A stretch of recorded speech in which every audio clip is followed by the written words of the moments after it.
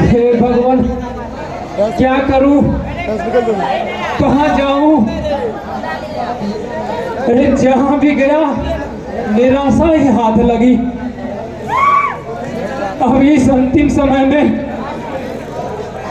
किसके किसके आगे हाथ फैलाऊं? कौन मेरी मदद करेगा? विजय की शादी मैंने सारी कमाई अपना ठाकुर का कर्जा चुकाते चुकाते समाप्त कर दिया। जो भी जमीन था वो भी ठाकुर के हाथों में है। अब एक छोटी सी कुटिया बचा है और साथ में एक जवान बेटी, उसका बोझ कपड़ा माथे पर है। ऐसी विकट परिस्थिति में 10,000 रुपया मैं कहां से लाऊं भगवान?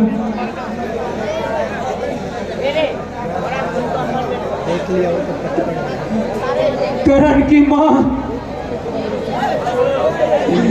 तुम तो सबको छोड़कर चली गई, पर मेरे माथे पर करण और रानी का बोझ छोड़कर चली गई। अब मैं क्या करूं? मुझे कुछ समझ में नहीं आ रहा। कुछ समझ में नहीं आ रहा।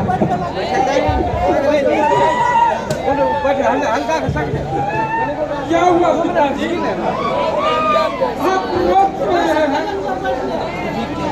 कुछ नहीं करण, बस तुम्हारी माँ की याद आ गई थी इसलिए रो पड़ा। नहीं पिताजी, आप मुझसे कुछ छिपा कहीं ठाकुर ने कुछ कहा नहीं? हाँ बेटा, ठाकुर रुपया देने से इनकार कर दिया।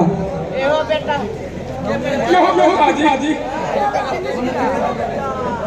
वो नहीं चाहता है कि तुम पढ़ो। वो चाहते हैं कि हमारे जैसा जीवन भर उनका गुलाम बनकर रहूं। वो तुम्हें पुलिस इंस्पेक्टर के रूप में कभी नहीं देखना चाहता है बेटा।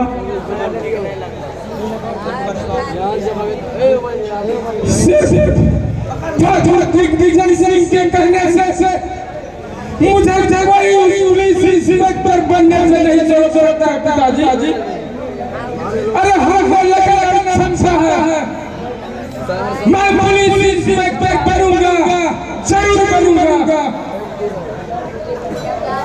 जहाँ तक 10,000 रुपये का सवाल है, हर हमारी नौकरी के लिए दर मांगूंगा।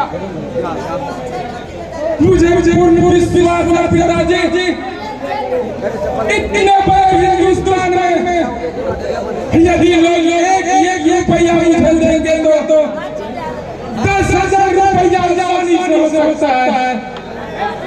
लेकिन मैं इन हालात के आगे कभी नहीं दिखाऊंगा।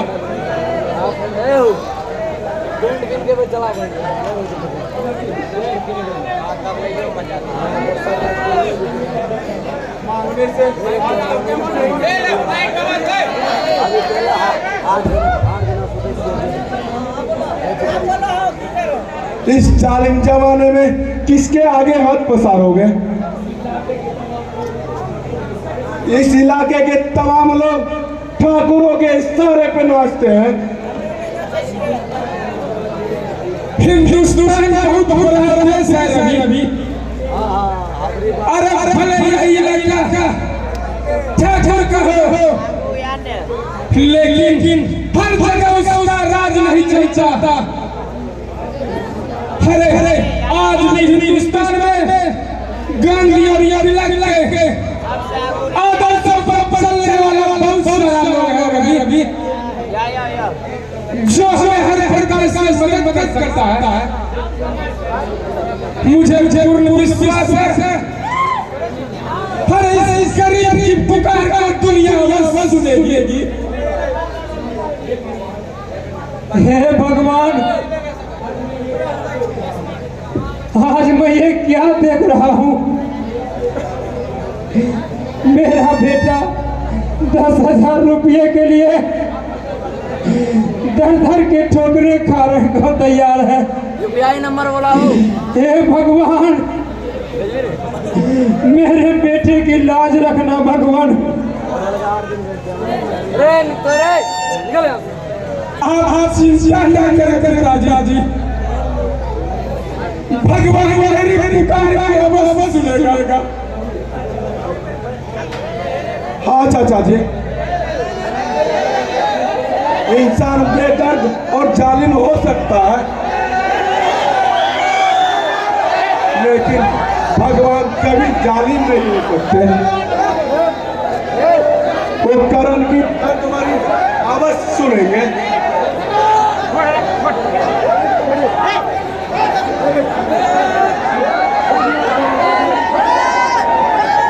हो सके किसी इंसान का दिल पिघल पाए,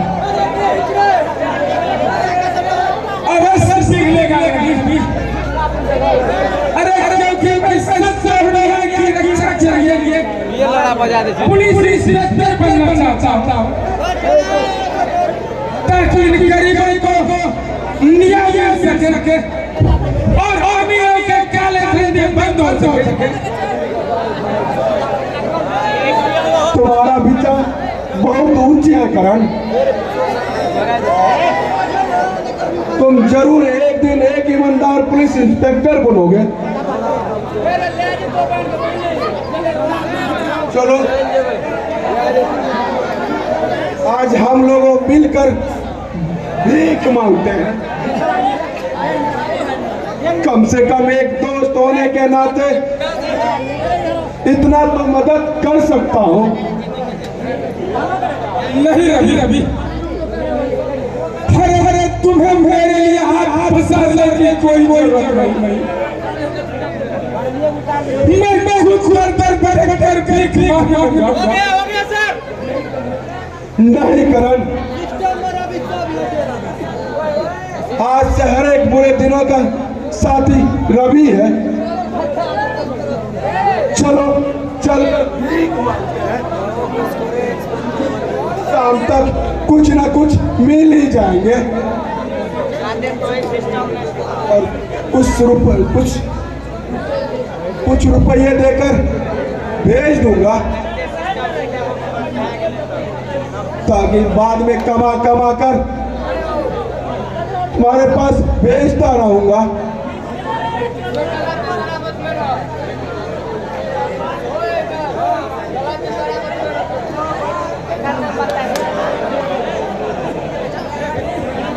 अरे जी, तुम यहाँ किस लिए आई? हाँ करण, विशेष से अभी मैंने सुना है कि तुम परीक्षा देने जा रहे हो और पिताजी ने रुपया देने से इनकार कर दिया। मुझे काफी दुख हुआ और तब मैं घर से लेके चल पड़ी। विकास है रे, उससे करें और जाकर परीक्षा दो। भगवान करेगा कि तुम एक दिन पुलिस इंस्पेक्टर बन जाओ। मेरे 20 तक याद ही है। इसकी दी हुई रुपया तुम मत लो। इससे अच्छा है कि तुम दर भीख मांग लो और तुम रुपये की व्यवस्था कर लो। क्यों पिताजी? क्योंकि ये उस ठाकुर दिग्विजय सिंह की बेटी है जिन्होंने हमारे खानदान पर कीचड़ उछाला है। ये आप क्या कह रहे हैं चाचा जी? जरूरी तो नहीं कि जैसा बाप हो बेटे भी वही होगी। अरे सांप के बच्चे भी सांप ही होते हैं ज्योति, दूसरा नहीं होता है। जब जब तक रुसुला चाचा घर में देवजानी जैसी लड़कियां जन्म ले सकती है तो फिर ठाकुर विजय सिंह के घर में ज्योति पैदा क्या नहीं हो सकती? ज्योति बहुत अच्छी लड़की है पिताजी। अरे मैं इन्हें बचपन से जानता हूँ।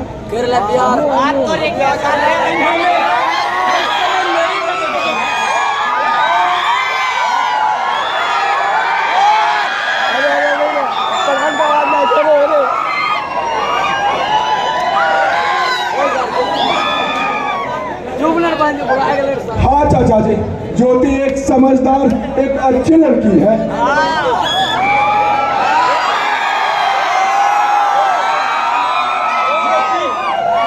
मैं ये तुम्हारा एहसान कभी नहीं भूलूंगा। इसमें है सस्ती क्या बातें करें भला भला भला भला तेरी कमाती। मुझे माफ करना ज्योति, मैंने तुमको गलत समझ बैठा था। कोई बात नहीं चाचा जी, कर मेरे भले के लिए मैं कुछ भी सुनने को तैयार हूँ।